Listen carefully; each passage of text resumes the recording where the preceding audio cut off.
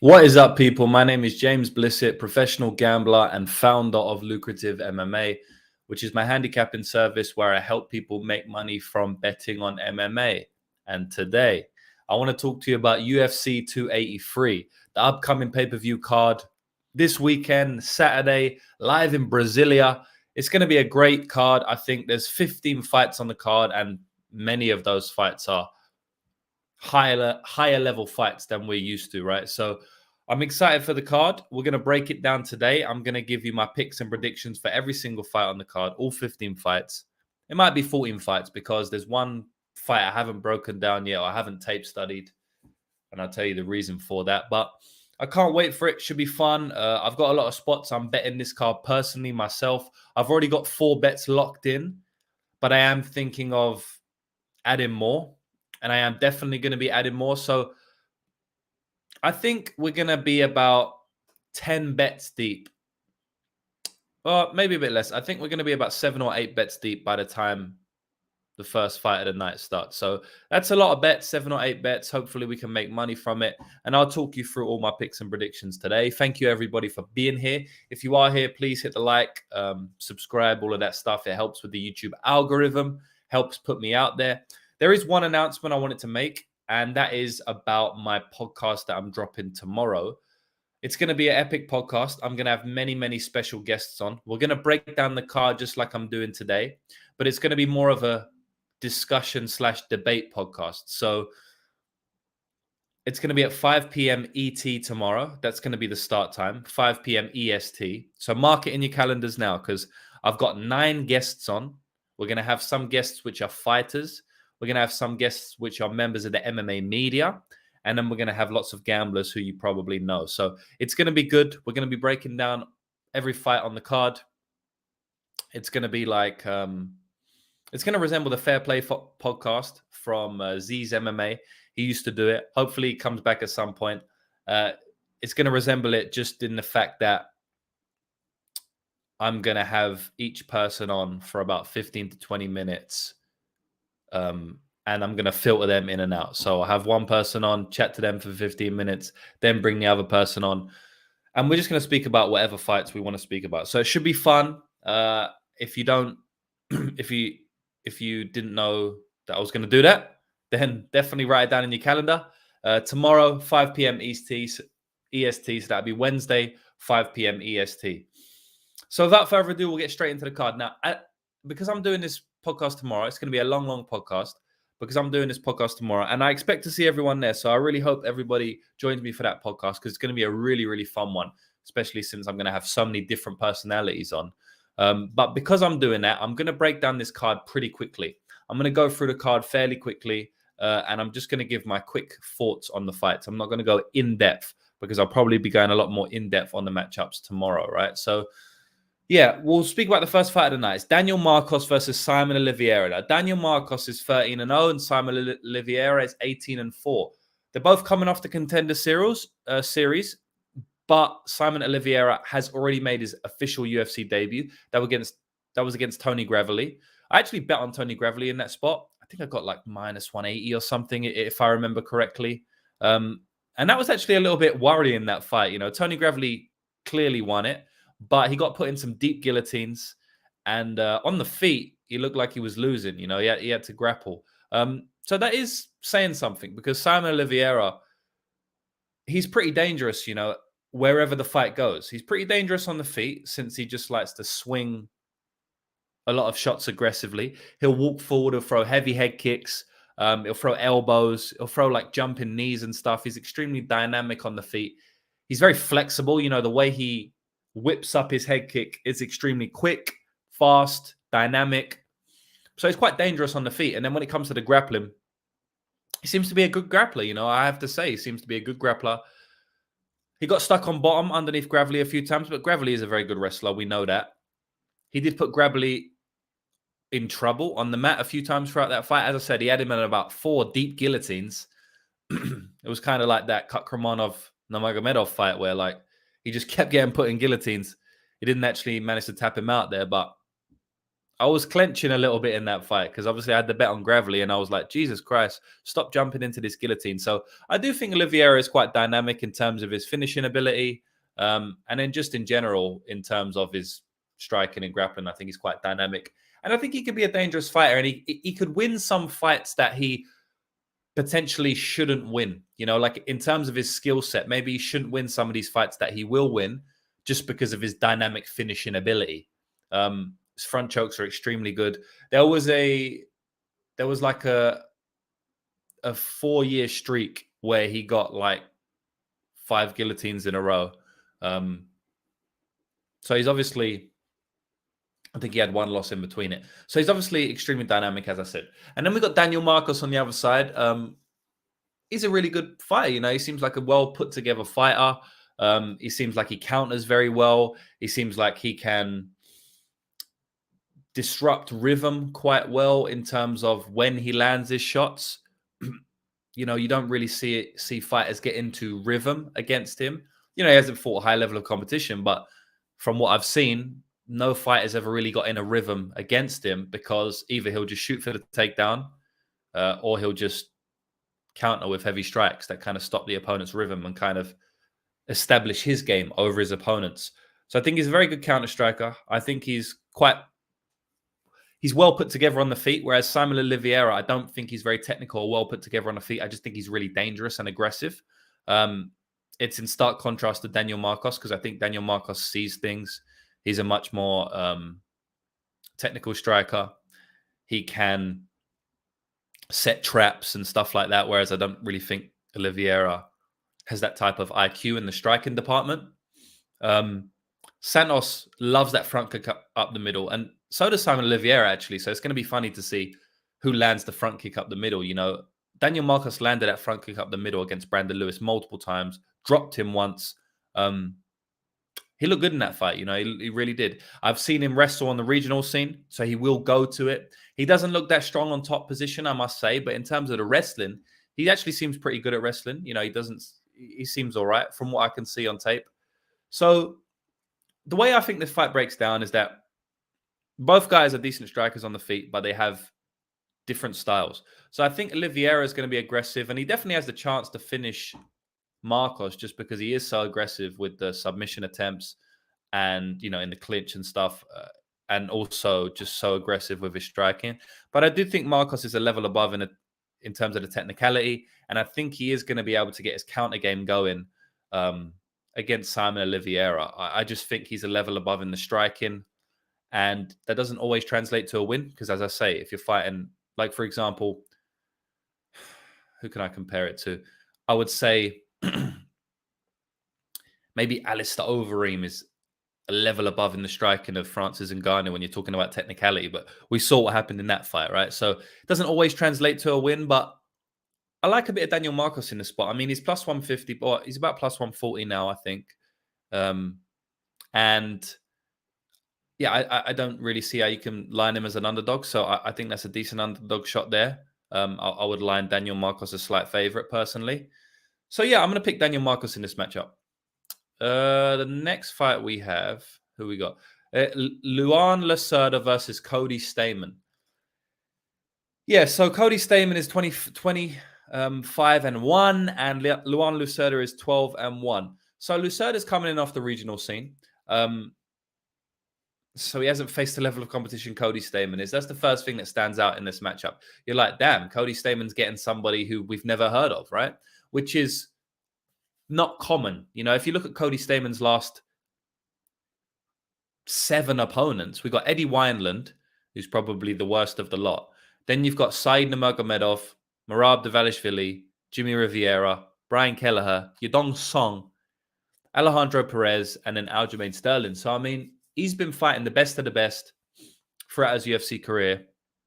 And now he's taken a massive step down in competition, or perceived step down in competition, coming in against Lacerda, who's coming in off LFA, but he spent most of his time over there in Brazil, Chuto, Brazil. He's a Brazilian fighter, so they're putting him on the Brazilian card. You know, they do that a lot. UFC will stack cards with hometown fighters.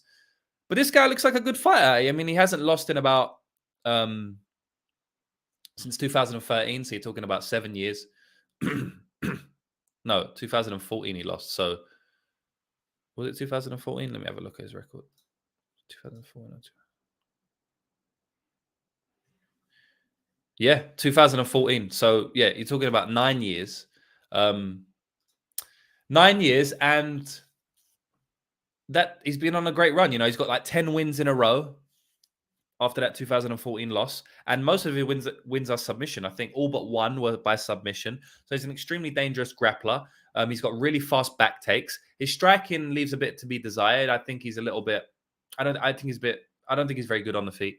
But he is similar to Simon Oliviera, where he does have long rangey striking. He will throw kicks out. And he's extremely dangerous on the ground. And we know Cody Staman likes to get submitted. He's been submitted a couple of times in the UFC now. He goes for takedowns in every single fight, and he does put his head into guillotines.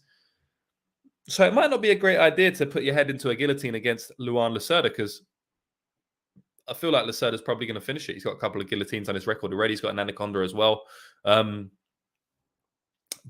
overall, when you speak about the levels of these fighters, Cody Staman is clearly a level above. I mean, in my opinion, he's much better on the feet, much more technical on the feet. I think he hits harder on the feet. I think he's got way better wrestling. And so his really only deficiency is the grappling here, the jiu-jitsu. But Lacerda is so dangerous where he could definitely get a sub. So, I don't hate the shot on Lacerda, seeing as he's going to be taller than Cody Staman. He's going to have a significant reach advantage over Cody Staman. He may be able to keep it long at times and win on the feet for small periods of the fight.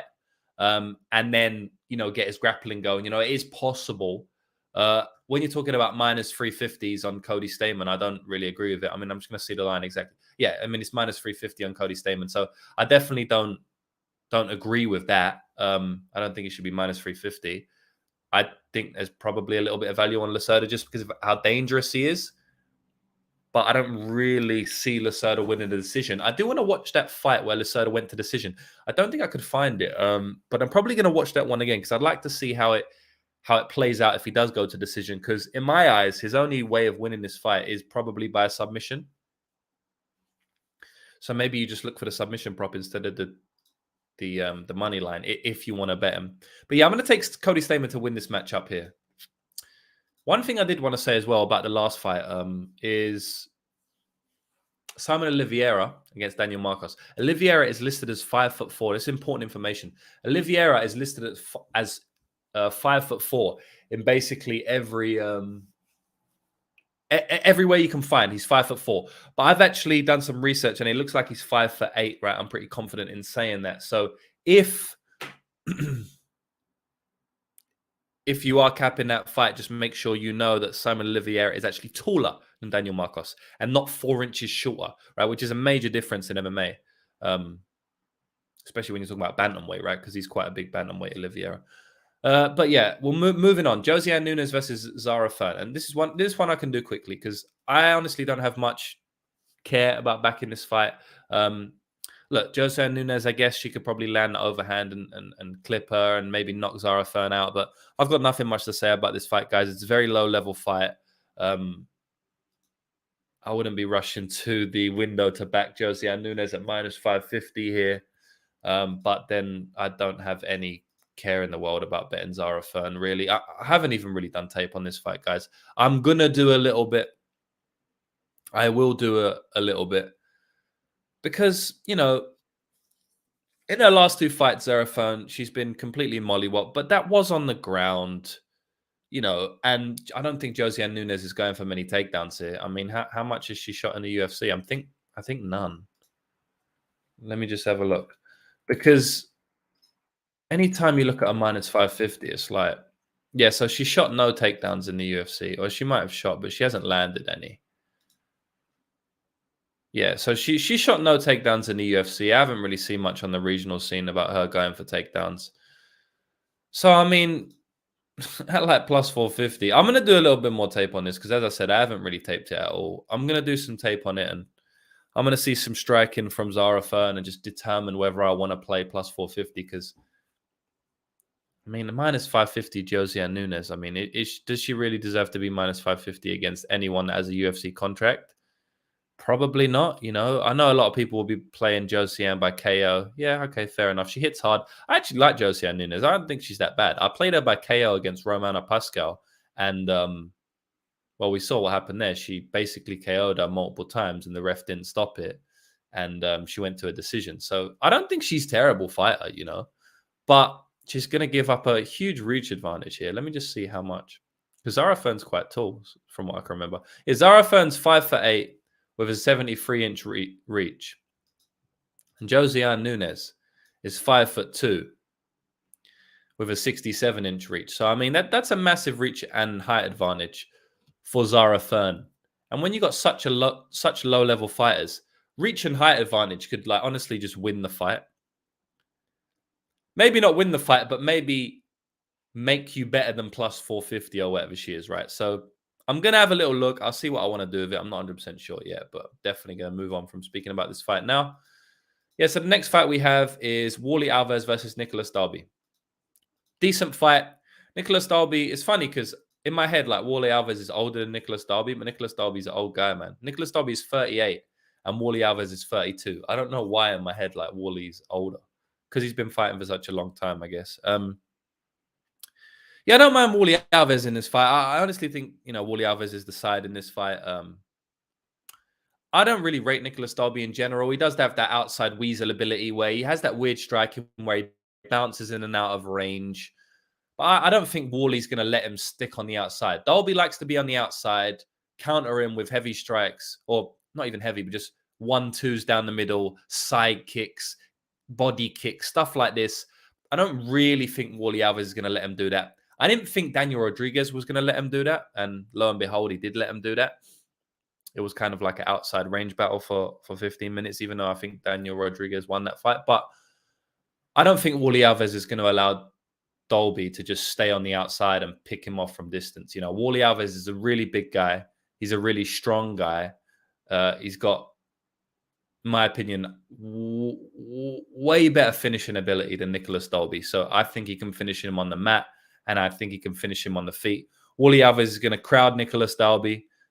He's going to push him up against the cage. I think he's way stronger. I think he can get takedowns. I think he can finish him on the mat with a submission. I think he can finish him on the mat with a ground and pound. And I think he can finish him on the feet. So for me, I just feel like Warlley Alves has all the finishing upside here.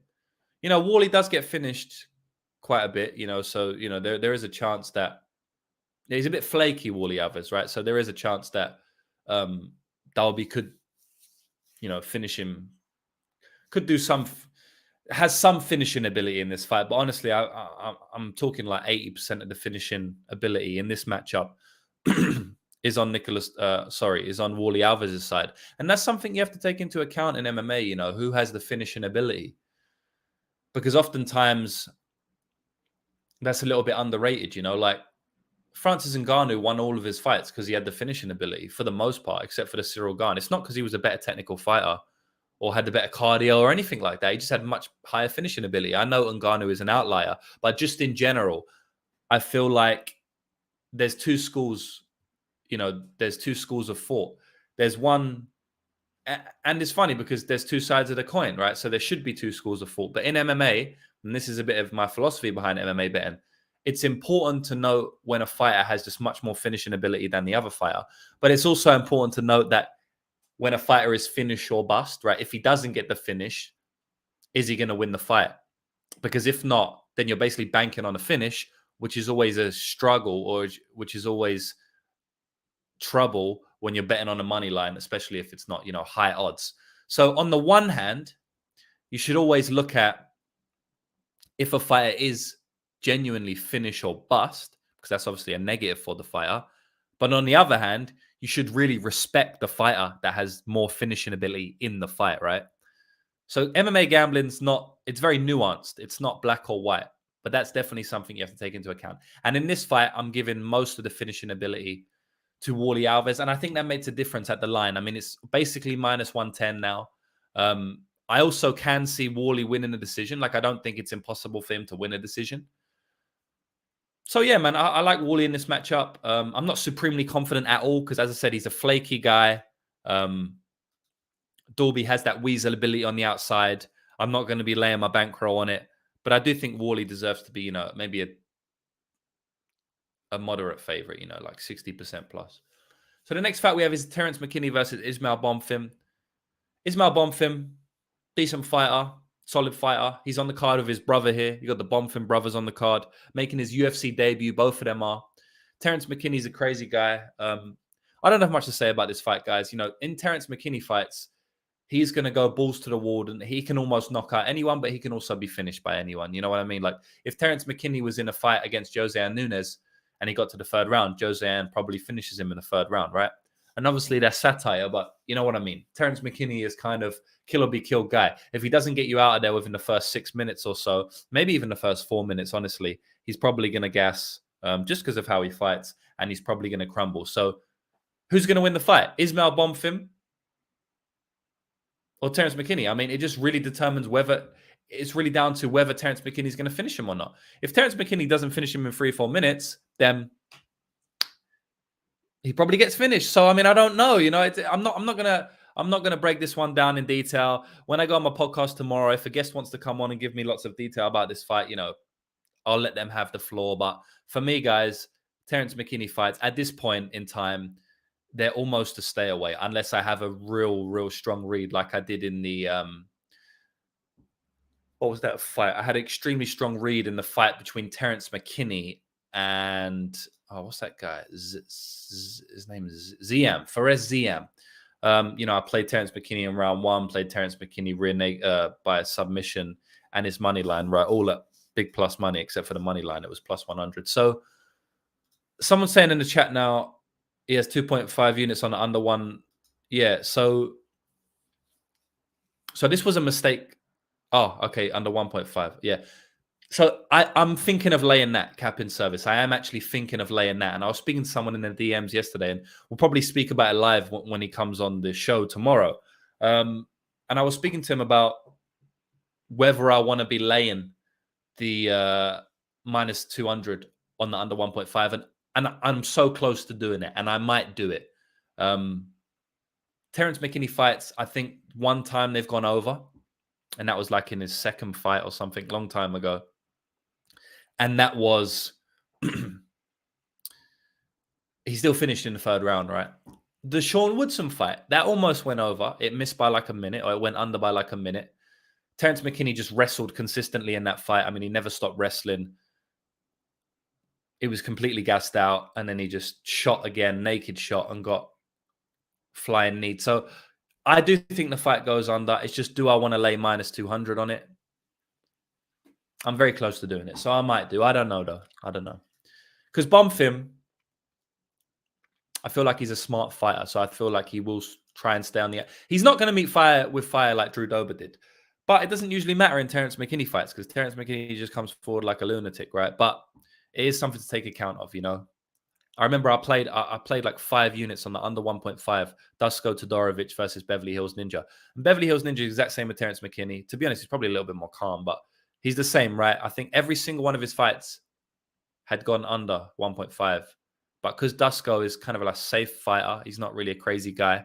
He had a game plan. He took him into the second round, and it missed by like 30 seconds or a minute, the under. I do think Bonfim's smart. He might not. Well, he's definitely going to know Terence McKinney's a lunatic. So he might try just grapple him, hold him up against the cage, wear him out, get him tired, finish him in the second round, So that's definitely in play. And then because it's minus 200, I'm not rushing to back it. But honestly, it's a good chance I will end up there. So the next fight is Jailton Almeida versus Shamil Abdurakhimov. I think Jailton's going to smash here. Shamil gets finished in every one of his losses. Jailton's going to take him down and smash him. I don't have much more to say about this fight. On the feet, it's fairly close. I think Jailton probably can even finish him on the feet, honestly. The KO is plus 300. Maybe I have a flutter at the KO, but sometimes I just feel like last year I took shots which were unnecessary in my opinion, like prop shots, like fighter to win in round 1, and I've had good success on those in general over the years, but I felt like last year I just got a little bit too free with how I played certain props how I played certain big money props. So with the KO, it's just guess, right? Obviously, I think that Jolton's going to sub him. He definitely likes the submission over the KO. Is there value on KO 300? Maybe, but Abdurakhimov doesn't have much BJJ in my opinion, so he can definitely get sub. So it's just one of those ones where it is kind of a dart throw, but it's a dart throw out of between two outcomes, which I'm almost certain are going to happen. Jolton's either going to win by KO or submission. And one of the dart throws is on a plus 300. But they're not 50-50. There's not a 50% chance he's going to KO him, 50% chance sub. Sub's probably sub's probably coming up to like 70%, so I don't really know if there's much value on the plus 300, but then it's just a guess, right? So yeah, I mean, moving on from this fight, but I do think Jalton Almeida gets a first round finish. I mean, watch Jalton in round one because,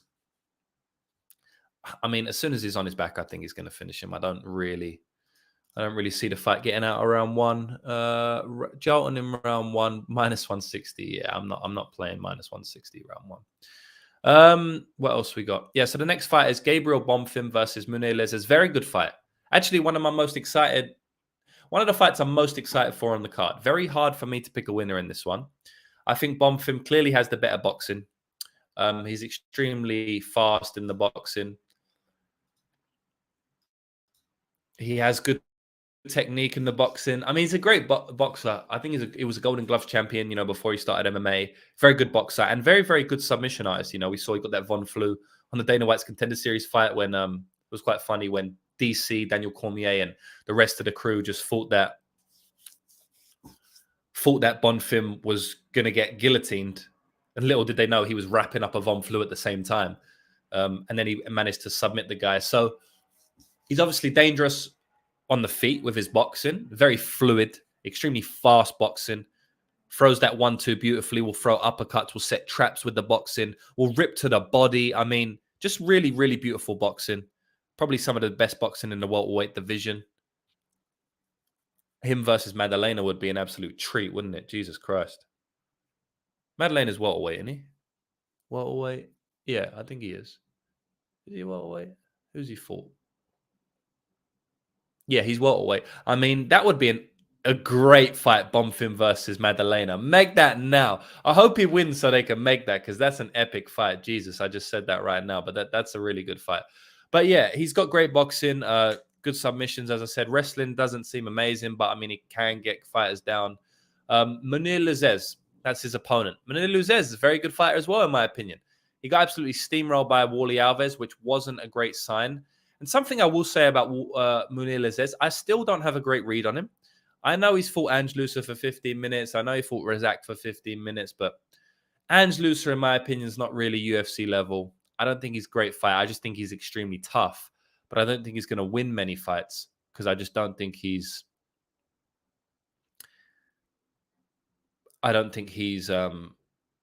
he might win fights via toughness and cardio, but I don't really think his skill set is UFC level. So Lazzez beating him, it didn't really tell me much.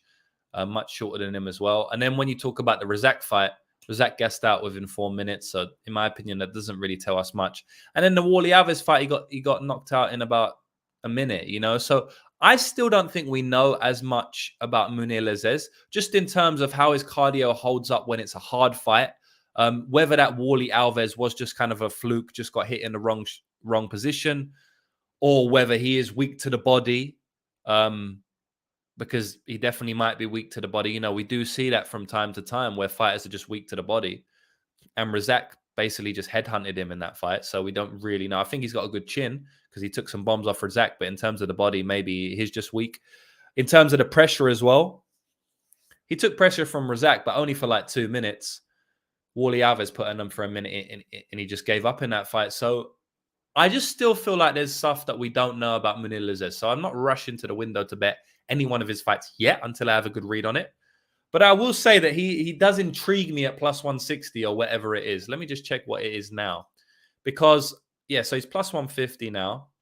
Plus 145 on some books. But plus 150 market-wide. You can get 155 on 5 times. The thing about it is, I feel like Lazzez is... He's got more UFC experience, although I don't think that matters too much because, as I said, Razak and Angelo, so that doesn't tell me much. I feel like his cardio is good, maybe better than Bonfim because Bonfim has never been to a decision. Or he might have gone to one, but actually I don't think he's gone. Oh, I think he went to that one. Yeah, I think. Did he go to one? I think he went to that one decision with that Abarth or whatever that guy was called. Let me have a look. Oh, okay. No, Alberth. Yeah, so no, he hasn't gone to decision. That was a third round finish. I remember watching that fight. So from what we know, Lazzez is maybe more proven in terms of the cardio, but I don't really take much from that because of the reasons I mentioned. But he has got more UFC experience. And the main thing is he has a lot more tools. And I also think he's maybe a bit of a smarter striker. He'll use all 8 limbs. He'll throw his elbows, very, very swift with the elbows. He'll throw his knees, step-in knees, front kicks, lots of leg kicks, push kicks, head kicks, 1-2s, punches, everything, right? Whereas Bonfim basically relies on the hands only and a couple of calf kicks. And then he's got the submission upside. But Lazzez seems to have good takedown defense. So all in all, I feel like Lazzez is going to be a popular play this week. But I don't think I'm going to get there just because I do rate, one, the finishing ability of Bonfim so much. And 2, just the ceiling that Bonfim has, the ceiling. And sometimes when these fighters have a really high ceiling, you have to step back and just not back against them.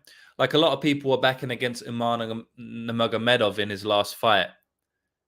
And I understand why. I'm a gambler. I'm an MMA gambler. I understand probabilities. I completely understand why. But I think Umar's ceiling is like a dominant champion. You know what I mean? Like Umar's ceiling is Khabib, in my opinion. Umar's ceiling is a 28-0 undefeated record. So even Barcelos at like plus 600 didn't really pique my interest. I didn't bet on it. I bet on Umar Nurmagomedov to win via decision. Now, I personally thought that was a good bet. I had 2 other bets on the card, Jimmy Flick, which that lost, sorry. I had a good profitable card, 5 units, but 2 other bets lost. Nurmagomedov decision, Jimmy Flick, and Mendoza. And I honestly don't think those 2 were good bets. I think Jimmy Flick was a shit bet and Mendoza was, I don't think there was much value on there, honestly. But I actually do think Nurmagomedov decision was actually a decent bet. But what I'm trying to say is that when someone's ceiling it is high, sometimes just let it marinate. Don't bet against him. Let's just see what Bonfim has, because in my opinion, his ceiling is the top 15. Whereas I don't really think Lazzez is ever going to be a top 15 fighter. So it's tricky. It's tricky, For me, I'm going to pass on the fight. I'm not betting anything on this fight. I could see anything happening. I could see Bonfim go into a decision for the first time, but I could definitely see him finishing Lazzez. I could see Bonfim getting beat for the first 2 rounds and then finish him in the 3rd round. Like, I could see Lazzez winning the decision. I could honestly see anything, even Lazzez finishing. I could see anything happening in this fight. And when you can see anything happening in a fight, that's usually a huge sign to pass on the fight, even if you get good plus money like plus 150. So I am keen to see what people think, about this fight. But yeah, for me personally, and I'm going to speak to a few people about this fight tomorrow. I know John Stargarian, a Club and Sub podcast, wants to speak to me about this fight, Lazzez, and I'm really interested to see his take on this fight because I think he backed Wally Alves as a decent underdog against Lazzez. So, it seems like he got a good read on Lazzez, and I'd be interested for people to, tell me their thoughts on this fight. But I don't think anyone's going to persuade me because I do rate Bonfim here. I'm going to pick Bonfim for the win, but I can't fault a shot on Lazzez, honestly. So yeah, the next fight we're going to speak about is Thiago Moises versus Mezeguel Costa. Definitely not Mezeguel, is it? Melkazar. I don't know, guys. Melkazar or something like that. So yeah, this is a good fight because I think that, I think that Costa may be slightly underrated in this fight. I mean, Moises is minus 350. I feel like Moises inside the distance is going to be better than minus 350. And one bet I am probably going to play. Let me see what the line was. Oh, okay. It's not that good. All right. Look, Moises probably has a big jiu-jitsu advantage here, but I don't really think he has a massive wrestling advantage. And I don't really think, I don't know. Like, I don't know if he's going to be able to get Costa down consistently here. I'm not really sure. Now, will he have to get him down consistently? Probably not. He probably only needs to get him down once and he finishes him. But just from me, from tape, I don't have that much tape on Costa. And I can't really get a good read on his jiu-jitsu. Anytime I've seen him taken down, he's popped back up to his feet instantly, right? Instantly. He seems decently hard to take down. And on the feet, I actually probably give him a advantage over Moises. It may be close. Moises is a bit hard to get a read on the feet. Against Hernandez, he won on the feet. Hernandez is a decent striker. But then against Joel Alves, he just got completely mollywopped. Moises on the feet is a bit dodgy. He's a bit flaky, in my opinion. Was getting destroyed by Johnson, and then I just Moises on the feet. For me personally, I don't have a great read on Thiago Moises on the feet, but I do think Costa can pose him problems there. I mean, if the fight is a 50-minute kickboxing fight, I'd love to have a Costa plus 250 ticket. I'll tell you that now. I just have no confidence in Costa's game, not because it's not good or because of what I've seen on tape, but because of what I haven't seen on tape. So I don't know enough about Costa's game because I just haven't watched enough tape on him because I can't get the tape. I've got about 3 fights of Costa's. I can't find any other fights. And those fights, he's kind of dominating. So for me, it's very hard to back any angle in this fight. But there may be an angle I will back. I'm not going to say it now, but maybe I'll touch on it on the podcast tomorrow. I'm going to send it out to members tonight, potentially, depending on the odds. I'm going to see where they open up wide because they've only opened up on a couple of books right now. And because I have a tipping service compared to a lot of cappers, which I don't respect at all. I don't tip openers. I don't tip lines that are only available for 5 minutes. I don't tip lines that are only available for a day. I don't tip lines that are only available for a day on one book, I should say, right? Obviously, the lines move every day, but I don't tip lines that are only available on 1 or 2 books. I tip the market average when the lines are widely available. So there is a line I'm looking at for this spot, for this fight, and I'll see where it opens up before I pull the trigger. But honestly, I wouldn't hate the shot on Costa. Do I get there myself? I'd really love to see some more tape of Costa before I take the dart throw on him. But we'll see. I'll revisit that in a couple of days. I'll speak to a few of my handicappers that I've recruited to Lucrative MMA. We have 3 handicappers now, so I've already spoken to them about this fight. But maybe I'll touch base with them again, see if I can get any more tape from them, see if they have any different opinions. We'll come to an agreement and we'll make a bet. But for me personally, I wouldn't be backing Thiago Moises here. Definitely not his money line. If anything, maybe take Thiago Moises by submission. But yeah, I think this is going to be a good fight. And it will tell me a lot about Costa. The next fight is Gregory Rodriguez versus Bruno Ferreira. I love G-Rod. He's one of my favorite fighters in the UFC. He's been one of my favorite fighters since before he got in the UFC. So when he fought Dusko Todorovic, this is one that I always take the victory lap for, or I'd like to take the victory lap for, just because there was a few people on Dusko Todorovic in that fight. Most people liked Todorovic. He was like a minus 170 favorite. Everyone thought G-Rod was no good because he got knocked out by Jordan Williams, but I saw the potential in him. I thought he was a really good fighter. I played 3 units on him, or 2 units it was, at plus 150, plus 145 against Dusko, and he looked like a clean minus 250 in that fight. Went all 3 rounds, looked really good. I love G-Rod. I think he's a really good fighter. I played him against Park as well at even money. But I don't trust his chin. I've never trusted his chin. I do think he has a bad chin.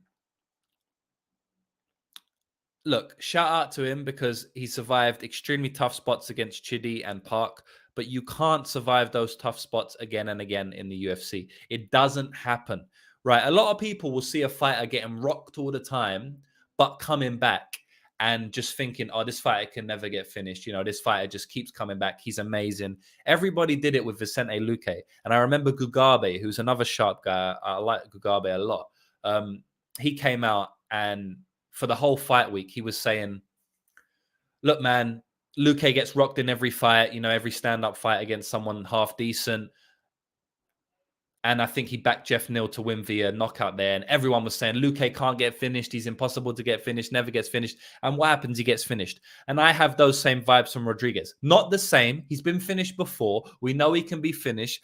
But I hear the sentiment on MMA Twitter. I hear the sentiment. No, G-Rod, he's got great recoverability, gets hurt, but, he just comes back. No, guys, he's not going to keep on coming back. He's going to get knocked out sooner or later one of these days. And honestly, he's going to get knocked out by someone who shouldn't knock him out. Someone like Bruno Ferreira. So I'm not predicting Bruno Ferreira to win in this fight because, the level of skill difference, it looks pretty big. I don't think Ferreira is very skillful, but he has extremely heavy hands. He has a really good wheel kick, which is quite strange for middleweight. He lands bombs on everyone he fights. He's very strong.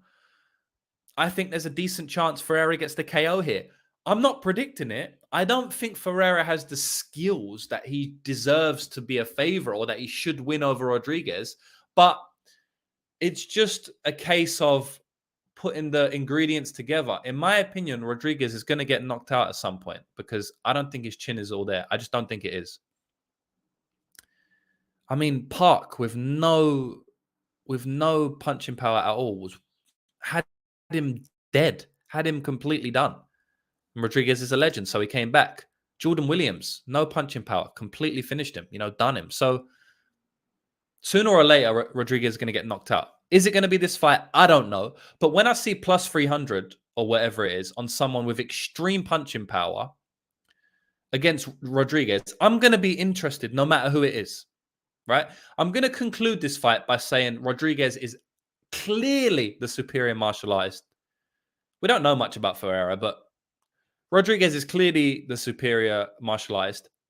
I'm going to predict Rodriguez to win this fight via finish. 100%. I think Rodriguez is going to win this fight via finish. We're talking about odds.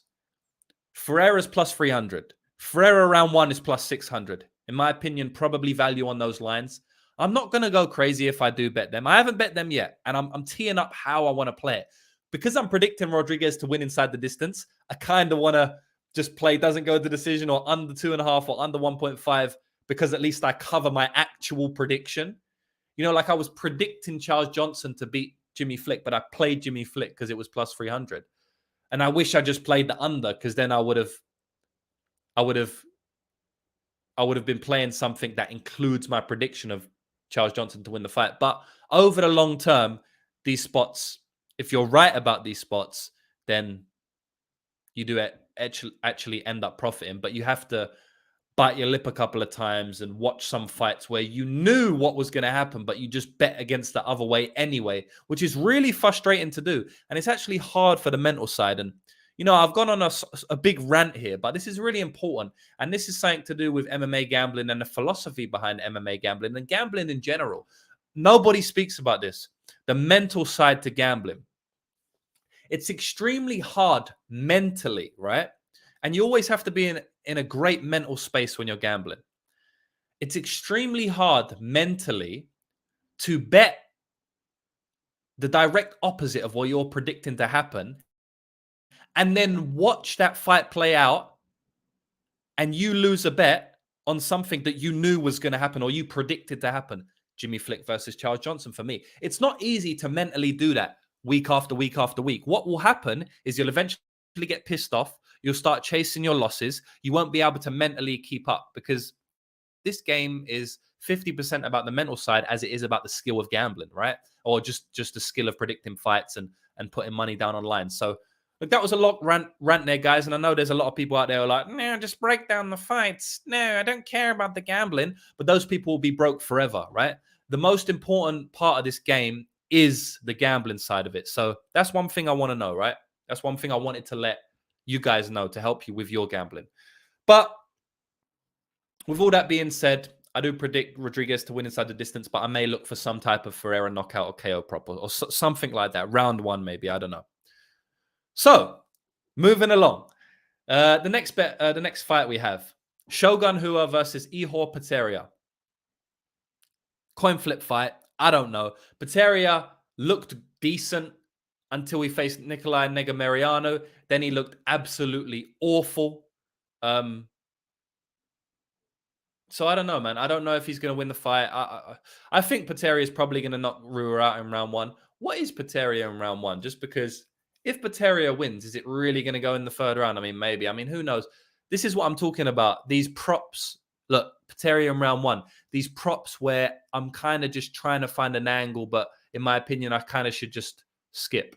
And obviously, it's all dependent on the line. If they're giving me Potieria round 1 at 5-1, I'm going to play it. Potieria round 1 is actually plus 145, so that's a massive pass for me, right? I'm not going to speak about this fight too much, guys. You know, some fights I feel I have to speak about them a lot. Like the last fight, Rodriguez Ferreira, there was a lot I wanted to encapsulate. Some fights, I've got nothing to say, guys. And honestly, Rua versus Potieria. Rua's old. Potieria looks kind of shit. Potieria looks kind of shit and Rua looks old. I mean, Rua is old. So, I mean, what do you want to do with that one, guys? Pass. Yeah, nothing to say. Paul Craig versus Johnny Walker. Unfortunately, this is like, I think someone asked me for this before. Yeah, sorry, Tom Griffiths, because this is genuinely, I said this at the start of the podcast. This is the one fight out of the 15 fights that I haven't taped. The reason why I haven't taped it is because I hate Paul Craig and Johnny Walker fights because it's so hard to get a read on them because they're both anomalies. I mean, Johnny Walker, I had like decent sized bets on Juice and like the under 3.5 for his fight to go under 3.5 against Thiago Santos. And he just made me look like an idiot. And then he comes out in basically every other single one of his fights and just goes under 1.5 easily. You know what I mean? And then the Krylov fight. Like this is hilarious. This is genuinely hilarious. If you look at all of Johnny Walker's fights, 2 that went over 1.5 in his whole UFC career. There's only been 2 that's gone over, right? It's Nikita Krylov and Thiago Santos. Krylov and Santos, like pre-fight, those fights to go to decision were like plus 600, plus 700, and they both went over. So there's something about Johnny Walker which I just don't like. Maybe he just gave me a bad taste in my mouth when I lost that juice bet on him to go under against Thiago Santos. But I don't know, man. Most of his fights go under. So yeah, I think this fight's going to go under. But on the other side, you got Paul Craig, who's obviously a great submission artist. He's a guard puller. I can't be betting on a guard puller in 2023 unless I bet him by submission. How much is Craig via submission? Again, this is one of those prop shots where I'm kind of trying to cut down and trim the fat on my bets and not play as many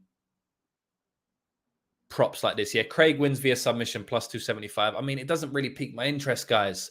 You know what I mean? The under 1.5, I know a lot of people are going to be playing that. It's minus 195 on a couple of books, but then minus 160 on a few others. So it's been bet down. I don't know, man.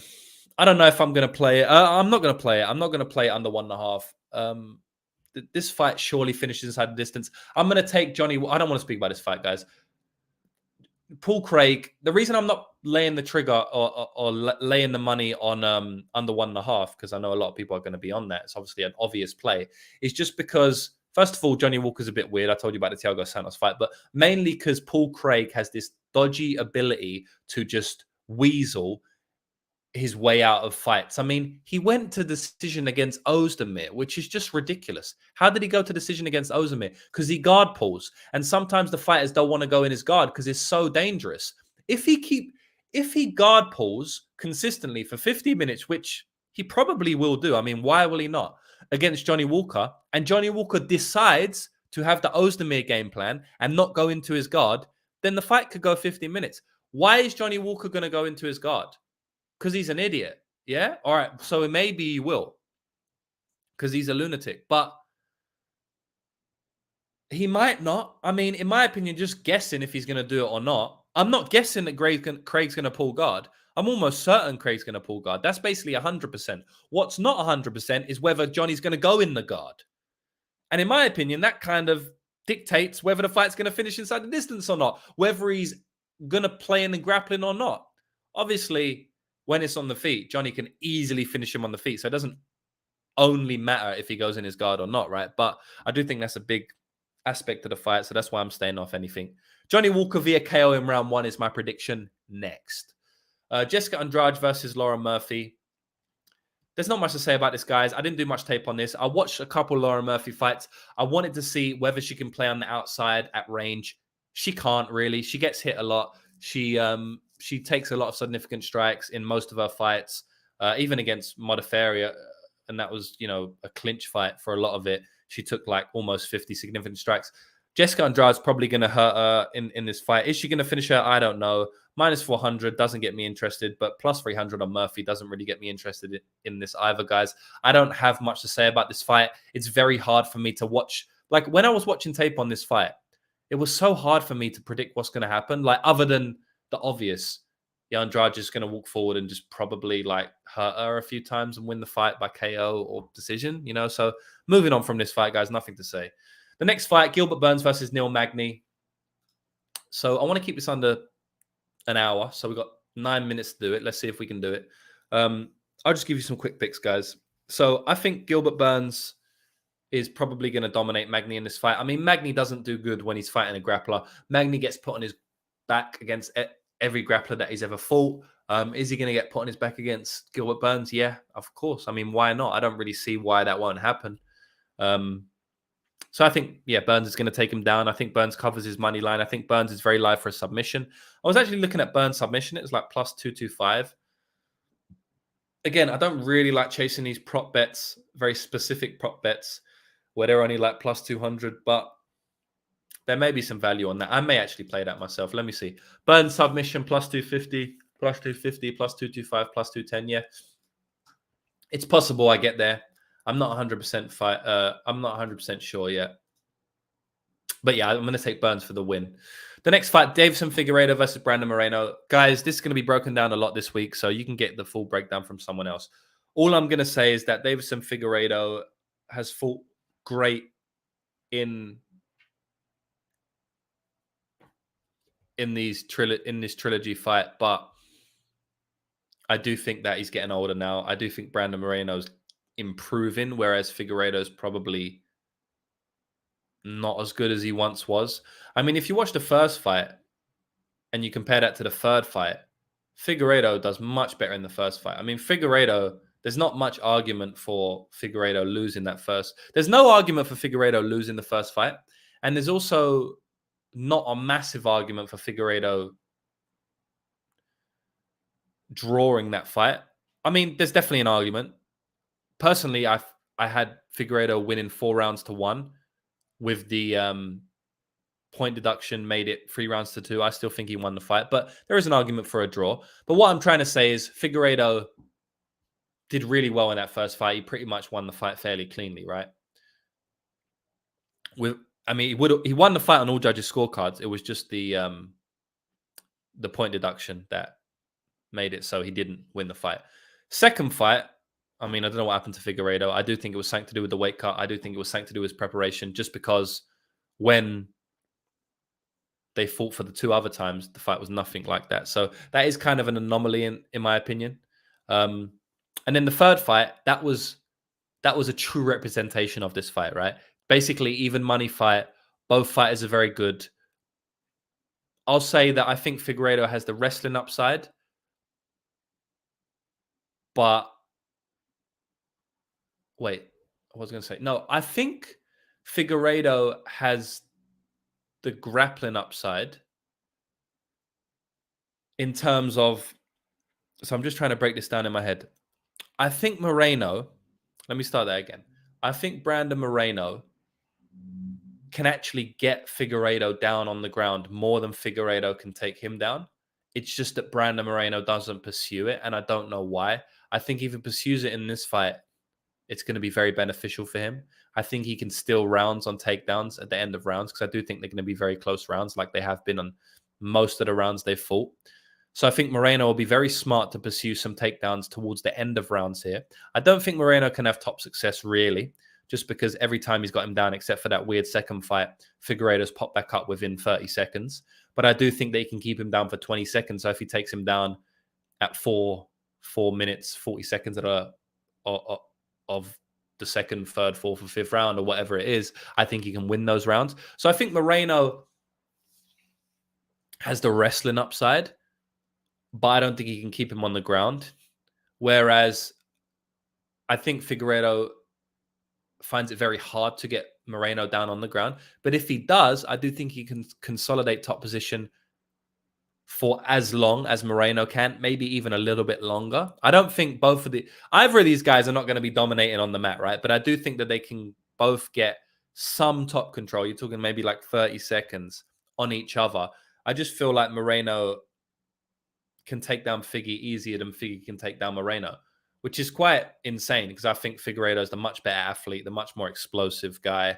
But I just have to go with what I see on tape. I see Moreno's just smart with the takedowns. He catches Figueiredo off guard, whereas Figueiredo wasn't really catching Moreno off guard. He was just clearly shooting, if you know what that means, if you know what I mean by that. I think Figueiredo's getting older now. As I said, Brandon Moreno's improving. Moreno has outlanded him in basically every round they fought. Doesn't really matter, though, because Figueiredo just comes back with the power. But I think, all things being said, I think